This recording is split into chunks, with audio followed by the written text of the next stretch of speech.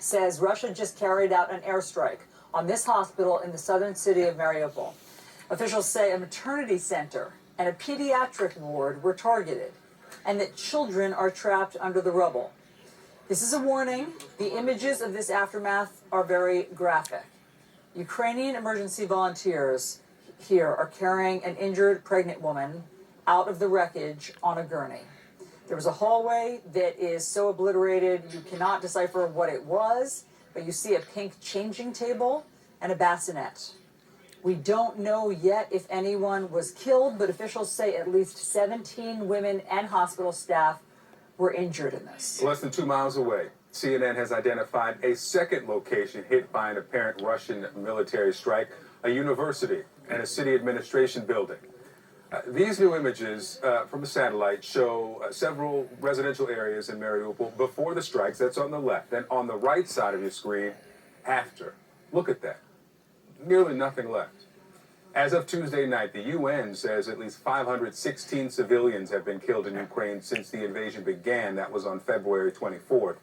The ceasefire for humanitarian evacuations in Ukraine is ended just a minute ago at the top of the hour. It was not upheld everywhere. Local authorities in 2 suburbs north of Kyiv say Russian forces are blocking a civilian evacuation route where Moscow agreed to allow for safe passage until nightfall. CNN's Anderson Cooper joins us live from Lviv, that's in western Ukraine. So Anderson, the World Health Organization says Russians have carried out attacks on at least 18 health facilities in Ukraine. We just showed the video of that maternity ward. Those are obviously civilian targets. So what's happening? Well, I mean, this is the Russian way of war. We've seen this in other cities in the past, going back decades. Grozny in Chechnya, certainly Aleppo in Syria. 2 Mariupol officials are now saying that 1,300 civilians have been killed there since the invasion began. We can't independently confirm those numbers. CNN senior national correspondent Sam Kiley joins me now live from Zaporizhia. So, Sam, Mariupol has been under siege now for days. What more details are you learning about these strikes? Well, Anderson, the siege is about nearly a week old now for Mariupol. For the last 5 days, the deputy mayor told CNN earlier on today, before this latest air strike against Maternity Hospital number 3, that he reckoned that there were about officially some 1,200 and something dead in his city, but he reckoned that that figure was underestimated by 2 or 3 times because it simply wasn't possible to get people out on the ground to make an accurate assessment. He repeated the statement that the city has very little food, no running water, no electricity, that people have been forced to drink from industrial supplies of water. People are getting sick. Even one, and medical sources have said that kids are starting to die or go down with dehydration. Now, then we had this extraordinary airstrike. This airstrike in the grounds of hospital number 3, a maternity hospital in Mariupol, causing absolutely catastrophic damage, a very large detonation indeed. The crater left by the single piece of ordnance dropped in that courtyard, big enough to swallow an entire adult man. Man disappears almost to kind of Lilliputian size inside the bomb crater. Inside the hospital, scenes of horrific scenes of devastation.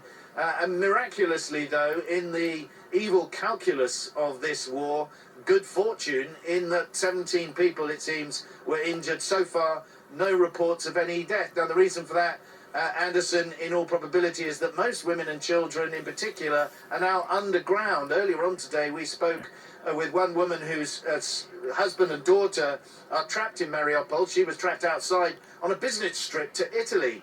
She says that her family are now living in a bunker, she thinks, with about 4,000 other people. That'd be a pretty enormous bunker. Her mother's a paediatrician. She says that kids are going down with dysentery, they're dying fast, and she believes they've only got 2 or 3 days, particularly in terms of water supplies, before things become catastrophic and those death tolls go shooting up, not as a consequence necessarily of airstrikes, but of disease and of hunger, and above all of thirst, Anderson.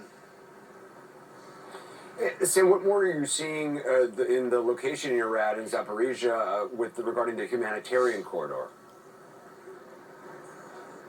Well, believe it or not, these are buses, Anderson, that have just arrived from Energoda. Now, Energoda is the town, you'll recall, that is, in a sense, the Springfield of Ukraine. It's the town next to the nuclear power station, the largest in the whole of Europe, with 6 reactors that was captured by Russian forces about a week ago. It is another kind of mini Mariupol. People have got off this convoy. They were able to get out after negotiation with the Russians. They had to touch and go about 3/4 of the way into the journey. They were stuck and held back by the Russians. But they were able to get through. They said that in that small town, relatively small town, there was no water, no food, very little electricity, and above all, and this is something that's coming out of Mariupol too, no communication, the inability for people to communicate with the outside world, even if it's to reassure their loved ones that they're still alive, albeit, excuse me, only just, is something that's really weighed heavily on people. But these guys essentially are relatively fortunate in that they have lost everything in their lives. They've had to run for their lives. They've only come 30 odd miles away from a nuclear power station with which the International Atomic Energy Authority has now lost contact, where the Ukrainians have been alleging that the staff left behind are enduring torture. We have no independent verification of that, but that's an allegation made against the Russians who have captured that nuclear power station. There are deep concerns that that power station may not be run properly and therefore cause a catastrophic leak. They've escaped all of that, and these guys, in comparison to what's happened to people, is happening to people in Mariupol, are relatively fortunate. They've been brought in on these buses, Anderson. They're going to be they've been registered nearby, been given some medical help, and then they're going to be put on more modern buses and taken off to places where they can get some rest. But this is perhaps just the beginning of a journey that may take them all the way out of the country to Poland or somewhere like that. Anderson? And there is no end in sight for this. It goes on. Sam Kiley, thank you. CNN Scott McLean joins me here in Lviv for more.